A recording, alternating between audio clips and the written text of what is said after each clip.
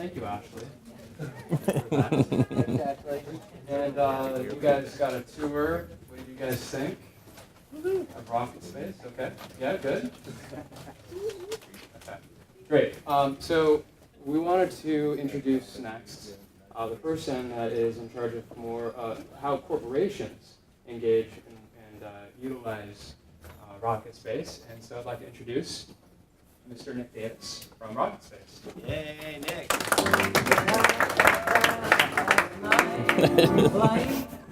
That's hilarious. How do we hear me without a mic?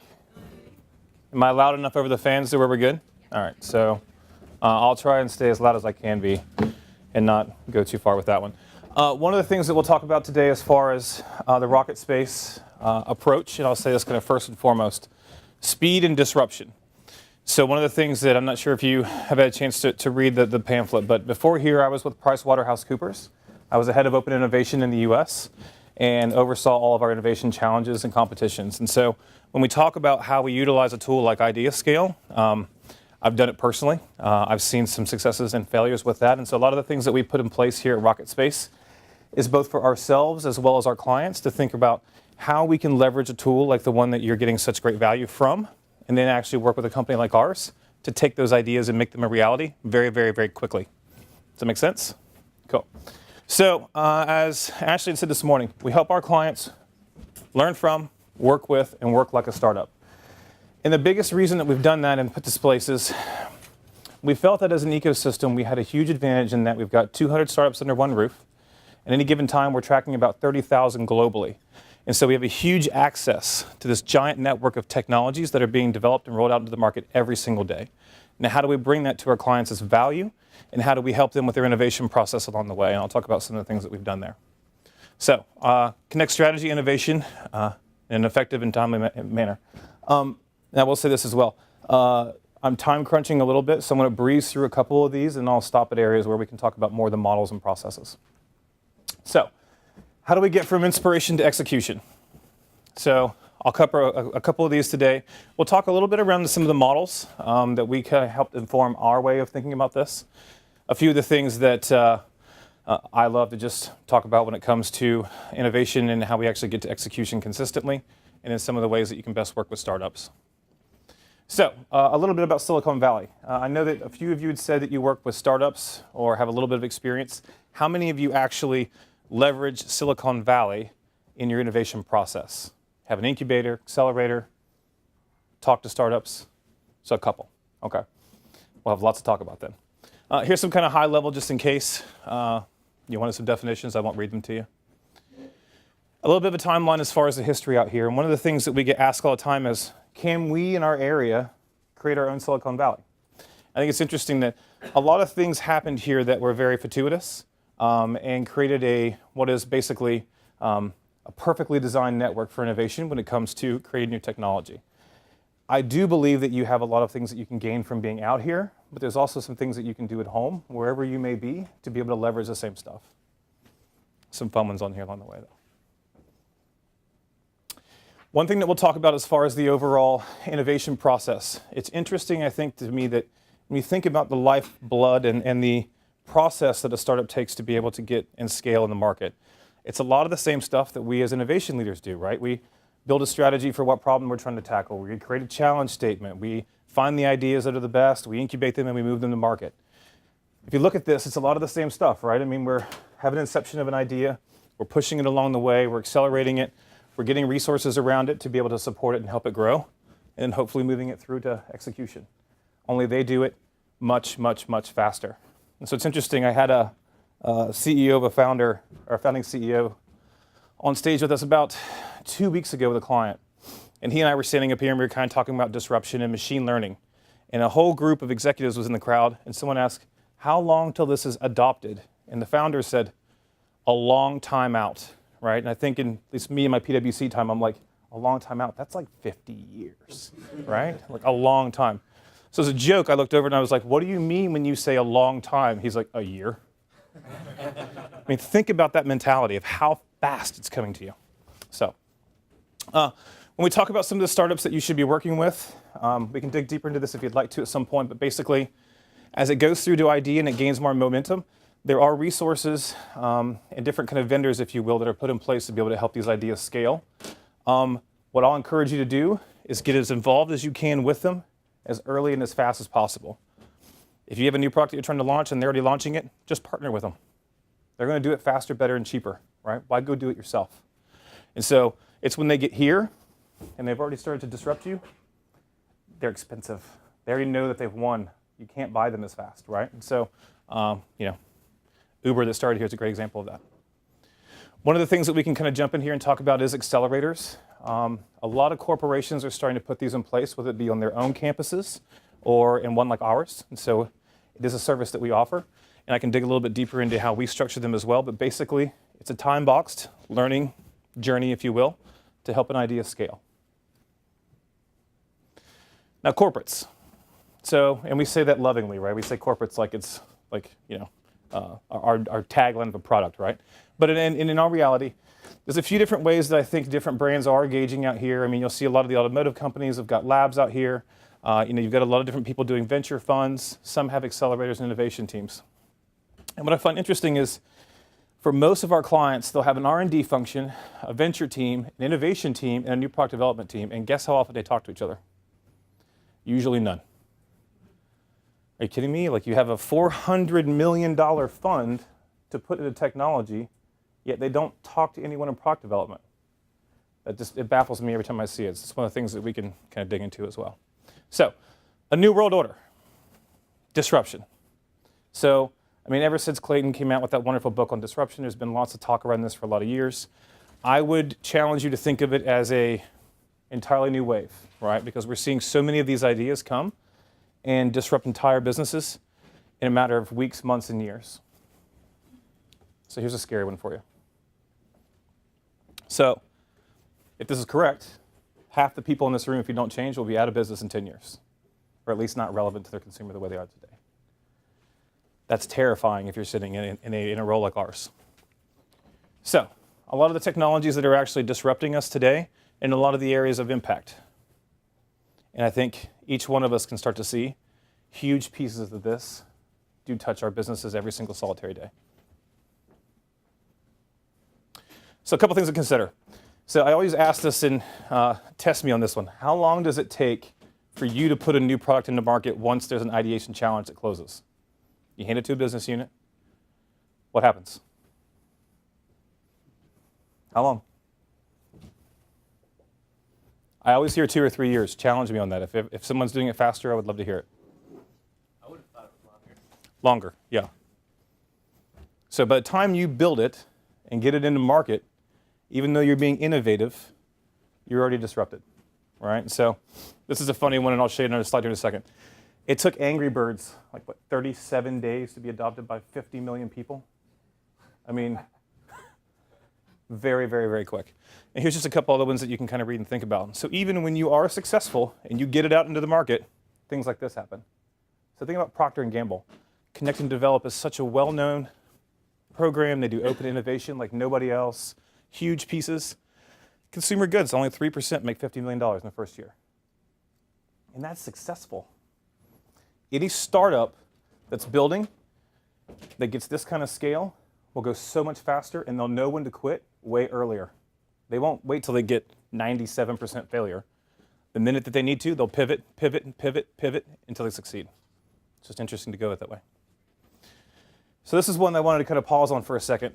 I found this morning, actually. And I don't know about you guys, but it scared me to death. So, NYPD. Here we go. So, what happens in 10 years when every car drives themselves in New York City? All revenue from anything that has to do with an automobile is gone. Tickets, parking, citations, every car, they won't break rules. Why would you need stoplights? We'll be much better at managing parking spaces with smart Yeah. visualization. Yeah. So that every parking space will be revenue optimized. Yeah. And will make back every bit more. And I would argue that's a beautiful answer, but I can assure you that's why he's here. But what other? I love it. No, we did not tell him Yeah, and I love it. But yeah, exactly.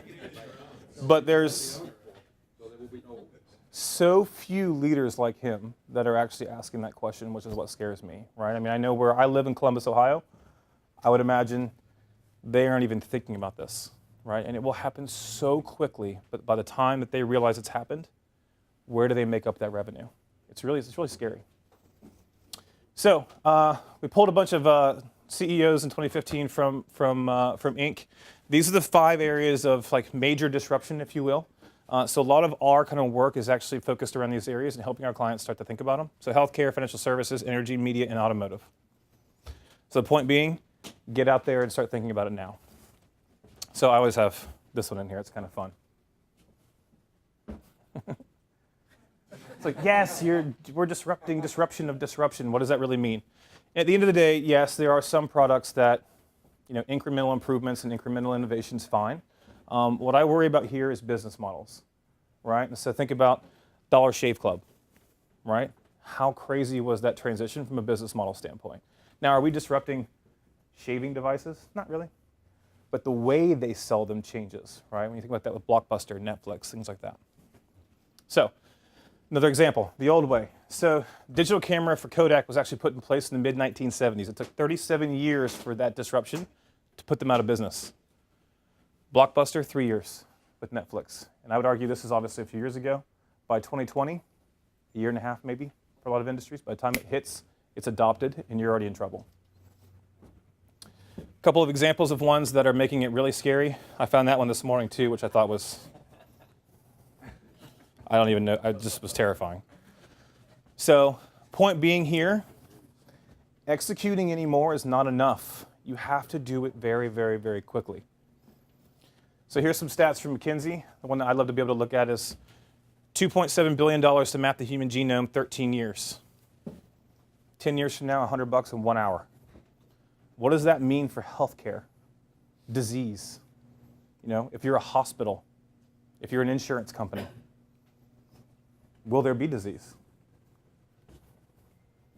So this is a slide I always like to try and think about as far as just value creation in a fast amount of time. So, Hilton, founded in 1919, Airbnb, 2008. Look at their valuations. How scary is that, right? And so if you're one of the companies on the left, you need to be thinking like one of the companies on the right. So the good news is this is all of our jobs as innovation leaders to be able to fix it, right? So, woohoo! So corporate innovation. So I know a lot of people have different definitions. This is the Wikipedia one that I've creatively changed a little bit. So I changed it to the fast and profitable implementation of ideas. And I think that that matters a lot because of the way that we think about how we get new products to market very, very quickly. So who's seen some of these buzzwords? Our buzzwords have buzzwords, right? And so the scary part for me, and this is what I think we always, why we get so much pushback a lot of times. Like, you don't, a CFO or a CMO, they have a standard vocabulary, a standard department. It gets funded every year. We're constantly having to go out there and validate why we exist, right? I mean, even we got 5,000 new ideas, and we engaged 85% of the employees, and everyone's more innovative now. What value did you actually create, right? And so it's things like this that I think are great tools for us to use, but if we're not actually measuring and capturing value and delivering that back, we'll get shut down. So, I love that one. Innovation 1.0. So I put this in here to help us think through how did we get where we are today? And I think this is obviously the R&D way. It's Bell Labs, it's Park, it's the things that you used to think about as far as doing software development and product design. Pretty straightforward waterfall, gain some requirements, do some design, build it, test it, roll it out. Extremely expensive, takes forever, and still present in a lot of industries. And then there's kind of the way of today, right? And I think I've kind of generalized this a little bit, but I'd be willing to bet the majority of the people's innovation process looks something like this, right? So we figure out our challenge we want to solve for, we put together an ideation challenge, then once we get a winner, we'll incubate it somehow, put it somewhere, and somehow it'll get tested and get feedback, and then we'll put it into market. Is this fair? Raise your hand if your process looks something like this. Raise your hand if you have a process. The same people raise their hands, by the way. So the problem is right here. And this is the reason we have the partnership that we do with IdeaScale. At a certain point, and I know that I personally ran into this, you get these wonderful ideas that you've engaged so many of your people with. They're all excited. You know, we did a giant one at PwC called Power Pitch that was just amazing. You give them a big check or you help them, you know, create the next new thing, and then inevitably you hand it to a business unit who it's not their role, not their job. There may be some budget. They make it someone's part-time job to test it, and it dies. All of that time and energy spent here, and so few times does it really consistently reach here. And so the reason that we say, and you know, act like a startup, pull it outside of your walls, put it in a place like this or whatever lab that you'd like to, give someone who's built to put things in market quickly that idea, let them actually incubate it like a startup and launch it to market and hand it back. And so like I was saying earlier, we do have the ability here even. We can take an idea and actually build it. I have designers, engineers, the whole thing. So you can hand me a thing, we go build it for you. So no longer do you have to worry about getting funding, hand it to a business unit. There are offices like ours. We just do it for you. So I always find this one funny too. This is what it feels like a lot of the time. And I can tell you, I mean, there's a lot of them where I've been so emotionally engaged in an idea that you just know will change the foundation of your business. And as it gets about right here and it gets killed, you're just like, what? If we would have done that, it would have been game-changing for us. But something happens, it's counter to someone's bonus, so they don't adopt it, or legal happens. Doesn't happen a lot. And it dies, and so you have to be able to set the right system. So here's just a couple of things that you'll see as far as passive ideas after that ideation phase and where we see the challenge being. And I'll share this deck, so I know I'm kind of breezing through a couple of things, but if you have questions afterwards, you can hit me up. This is one thing I obviously want to be able to kind of stop for a second. As we go through your challenges and you get to this funding stage with IdeaScale, what we wanted to be able to do, and this is why we have this partnership, is to put in place a thing where, if you want it built, either because of capacity, budget, time, you can always hand it over to somebody else and let them do it. So this is our process here at RocketSpace.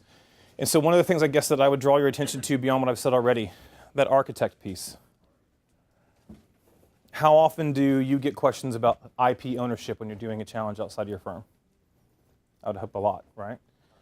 So what we found, and we do this with a lot of our clients now, is we'll go in first and say, before we start doing these challenges, before we start working with startups, let's at least lay the foundation to help you, legal, procurement, all of your contracts, put them in place so you can actually achieve this speed that we're telling you to work at.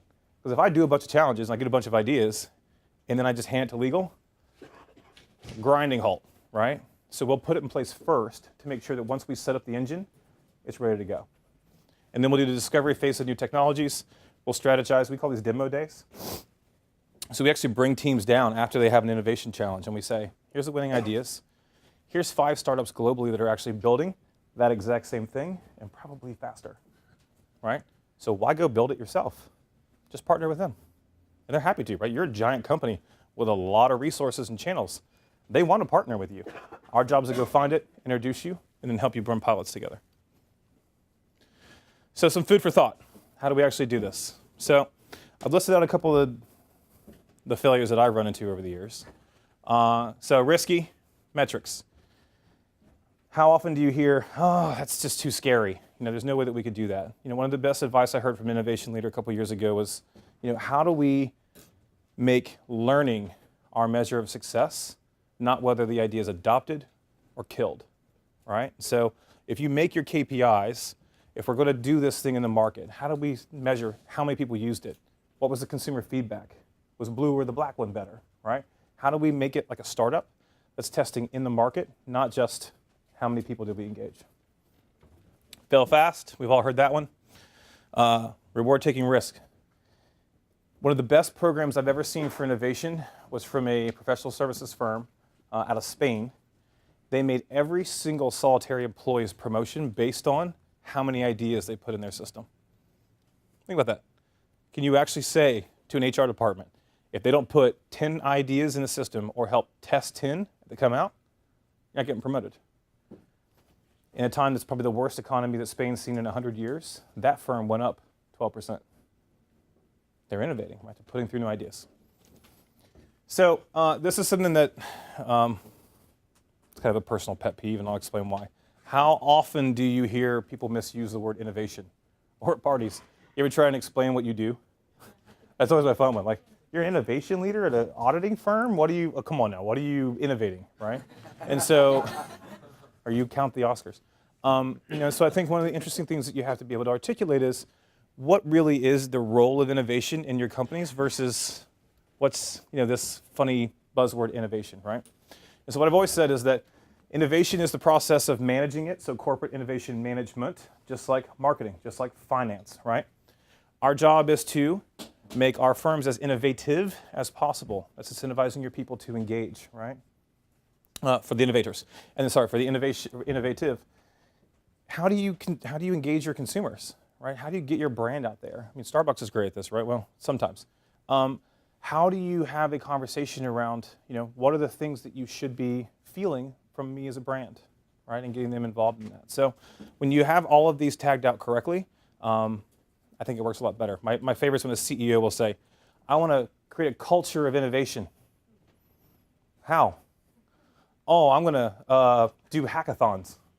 What?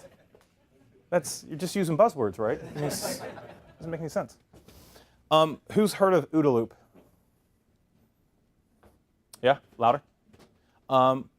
This is one, and if any of my group are in here, my coworkers, they'll laugh at me for this one. They always, when I talk about this one. But John Boyd was a fighter pilot in Vietnam, and basically he'd never lost a dogfight. And the idea and the concept he put together is this: observe, orient, decide, and act. Right? And he said the competitive advantage is to the person who can make it through this process consistently as fast as possible. Right? And for innovation, it's interesting. How do you observe the outside world that's impacting your customers? How do you orientate yourself to it? How do you make the fastest decision possible around that idea and then action it? And so a lot of our work here is thinking about how you can go through this process with our clients as fast as possible, right? And we do a lot of that with you. So a couple of recommendations, again, I won't read to you, but get outside the walls, work with the world's best teams, do a lot of rapid prototyping and a lot of learning from them, de-risk and scale the ideas, and integrate it.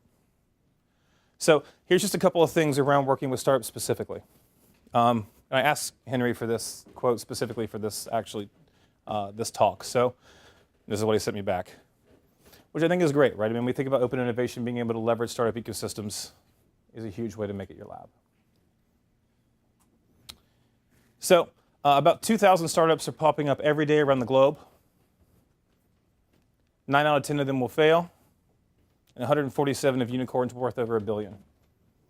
Look at that number. How much value is created, how fast. So, what should you be doing? Get immersed. Learn to act like a startup. I mean, we have entire immersion programs here where we have executives come down and learn to just be entrepreneurial, right? We teach entire teams lean, agile. How do you think through getting these funding for these ideas? How do you pitch them, right? Not to a VC board, but to your board to get more funding, right? We go through all of that stuff. Paint a red front door. It's amazing to me how often companies will say, we want to engage the ecosystems in Silicon Valley. I'm like, well, how are you doing it? How do they find you? Oh, I don't know. LinkedIn, right? What you need to be able to do is if you do decide to go through this kind of process is make it as easy for them to engage with you as possible. How do you bring them to your front door and actually have a process that's like so simple, so informative? Can you communicate with them? I mean, I did a big project for a pharmaceutical company here a few months ago, and we interviewed like 5 of the startups that they were talking to. And we were like, how do you feel like it's going? Now, these are the people, they told us to go talk to these startups because they felt like they were the best at their pipeline. When we went and called the founders, they were like, we don't know where we're at in the process. We didn't even know they liked us, right? And think about the breakdown of communication in there. It's pretty amazing. And then turn on to Sonar. And Sonar for us is, this is something we've recently launched. When you think about the amass of new technologies that are out there and your ability to break them down, it can be complicated, it can be overwhelming. And so one of the things that we're doing a lot of right now is kind of being the outsourced partner around these technologies. So you can just say to us, hey, like, I know blockchain's going to impact my business. I don't know how. I'm still trying to figure out what that means. But for all the startups that are out there, because I'm a financial services company, that may impact me, why don't you track them? And then when something important happens that may be disruptive to my business, tell me, right? So then we become that early warning system so you guys don't have to. And now whether it's us or somebody else, I do think it's extremely important that you're not just finding what the disruptive things might be by randomly picking up, Wired, right? You shouldn't be finding out sporadically, basically. So again, red front door, communicate the progress, and our sonar. So we track startups, ideas, trends, blue sky, and left field. And here's a couple of key takeaways. Cool? I know I breezed through that really quick, so I apologize, but I've got, what, 8 minutes? Eight, 7? So questions? I asked it the other time. What's a typical engagement that you see with a company when they come here? Depends where in the process for one of those, right? But if we take the more linear approach to all of those chevrons that I showed, our preference is that the conversation would begin with laying that foundation of making sure that the shop is set up, if you will, in that your innovation process can allow for this speed, right? Because ultimately I can tell you to do anything I want, but if you're not built that way, it won't work. And then our discovery process is mostly virtual. And so what we're doing is at any given time, we're tracking about 30,000 startups all around the globe. One of the things I think that we probably told you this morning, we don't invest in these startups here. So while we hope the ones you work with are on our campus, they don't have to be, right? So if you tell me, I'm interested in IoT as it relates to home management, energy, whatever it may be, I'm going to go find every startup I think is relevant around that idea in the world and bring them to you, and then we'll actually do the vetting process through there. But just like idea generation challenges, once we find that technology or idea that's important to you, when we break it down to the top 2 or 3 and we refine them and package them correctly, then we'll actually do that demo day or we'll do a strategy day. So we'll basically come to you or you to us and say, okay, now what? Your 10-year growth strategy is X. Here's the market conditions we think are going to impact that. These are all the technologies that are disruptive around that. And here's probably 10 startups where we think, if you partner with it, we're going to get you there a little bit quicker. So you're actually out there being the disruptor, not getting your own business broken. And then we'll run pilots and prototypes. So I actually run the group for prototyping. So a lot of times if you say, well, we like that technology, but the team isn't right for us, or we don't want to acquire them yet, or we have the capability to push it out ourselves, Nick, go build that thing. We can actually go and actually build entire technology stacks to develop an idea, scale it, bring it to you, either in your brand or not. What's interesting a lot of times is we'll do it under faux brands. So it's in the market, no one knows it's you. And then once it's actually getting momentum, so it's safe. And if it dies, no one knows, right, but me. And at the end of the day, we hand it back, it's packaged, launch it, and you're a huge success, right? And we do that all through a pipeline tracking tool. So every year when I sit down with you, I say, how many ideas were generated? How many actually got to market? How many prototypes? How many pilots? How much revenue was generated, most importantly, right? So we'll be able to point back and say, in this tool, we've generated $130 million, right? I've got one for a big healthcare company right now that, like, if we launch it next year the way it's supposed to be, third year, $3 billion. To the innovation team, it's 5 people, right? I mean, they should keep their job. I hope. What other questions? Yeah, so usually startups are disrupting larger corporations, but have you ever seen cases where the other way around, has a corporation ever started an innovation initiative and were able to turn things around for them? Yeah, I mean, I think I'd be willing to bet that it happens every single solitary day. You probably just don't see it because when the startups die, there's no big explosion. And so, I think as larger companies, every time there's an innovation initiative that rolls out that's changing the game. I mean, Apple does it, well, at least used to do it quite often. You see it from a lot of the tech companies, right? I mean, the Samsung's coming out with new features on their phone and things. There's got to be probably 20 other startups behind that when they launch that new technology that it kills them and takes them out of business. And so a lot. I mean, healthcare is big that way, right? Or university research will be a big one too, right? I mean, a faculty member creates a new patent or IPO, they go out and it would kill all the startups behind them. What else? If you were the CEO of like a large blue chip traditional company, would